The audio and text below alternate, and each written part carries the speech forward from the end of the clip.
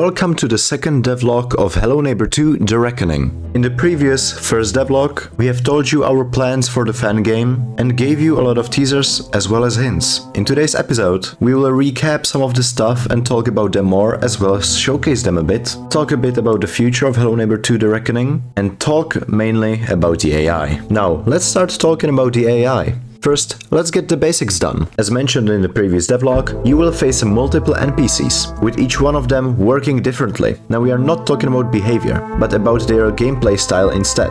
Most of them will passively play the same, live their normal lives, go through their routines. But if you upset them or make them happy, then each NPC will have different or unique interactions. An example are traps. Each character will have their own unique set of traps. So we are not talking about every single character placing bear traps.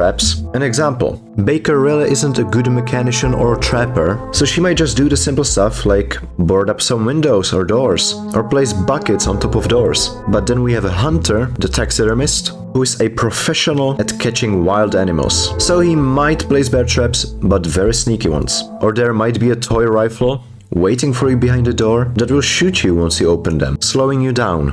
Some characters might not even have traps, like the police officers. They have different chase abilities instead. Another thing that is different for each character is how they work in rage mode. For example, the characters that have their own chase abilities will have their cooldown slower. This is the second time I'm mentioning chase abilities. We will talk about them later as well. Or some characters aren't that much faster when they are in rage mode. Each character has their ups and downs in their rage mode. Now, if you haven't seen the first devlog, which I recommend you to watch, I'll quickly explain this mode again. When an AI is engaged in a chase with you for 20 seconds, they will enter a rage mode. In the rage mode, depends on the character, they will do everything much faster. This includes normal tasks, running, walking, opening doors, setting traps. Every animation is much faster depending on the character. The only character that won't be able to get into rage mode is the guest, who is a very unique type of AI in this game. Now, what are chase abilities? We did have something similar back in the day.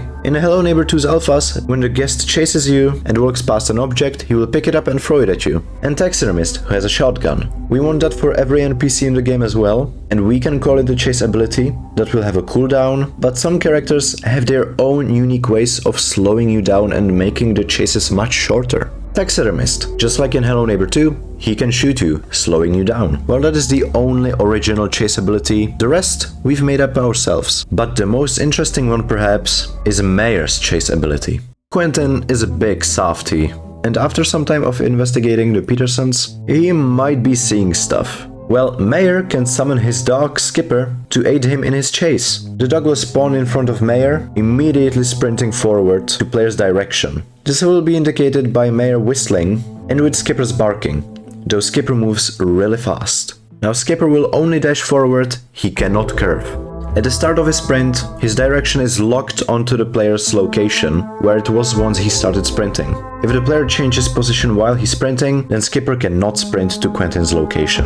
What if Skipper will collide with Quentin? Well, we do not have any animations for this yet. We can give you only this scripted idea, where he will bite onto Quentin's jacket, which will slow down the player significantly, and he will have to spam E to escape Skipper's grasp.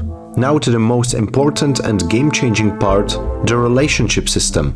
The system, as introduced in the first devlog, will change your encounters with each NPC and the storyline depending on how many points you have. The minimum amount of points that you can have for each NPC is -10 and the maximum is 10.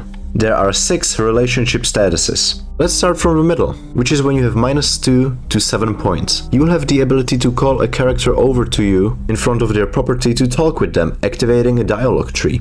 In the dialogue tree, you can gather some information or pay them to freely walk around their property for a short amount of time, but under their surveillance. In this category, the generic category, they'll follow and warn you via animation and UI if you will enter their property. If you will enter their property without paying or making some agreement with them, they will give you 3 warnings if they will see you enter. If you won't leave, they will chase you and you will lose 2 points. What we could call a basic Hello Neighbor behavior category, -3 to -5 points. They will chase you once you step in their property and player will lose 1 point. -6 to -8 points, the irritated category. They will start throwing items at the player when they are in chase. It will also make the character's chase abilities have shorter cooldowns.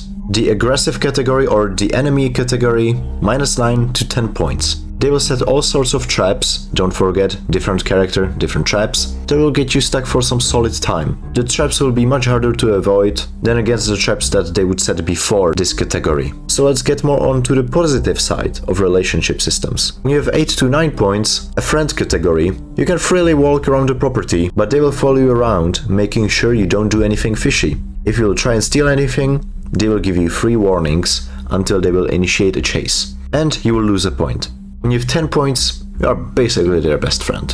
As long as you don't attack them or steal their stuff, they won't follow you around, except for Nielsen, Leslie and Mr. Peterson. But if they will see you holding the item or stealing, they will take action. But now how do you increase the points? We are still thinking about more ways of how to gain the points, but so far the easiest way is to find or gather some item that the character would like. Unfortunately, the only character that you will not be able to make a relationship with is the guest. Well, that was the most exciting part about the AI. Let's now talk about the most fun part about the AI. Dragging mechanic. Dragging mechanic changes the game in 2 ways. First is a second chance tool. When you're being dragged, you can save yourself by throwing an item at the character that's dragging you.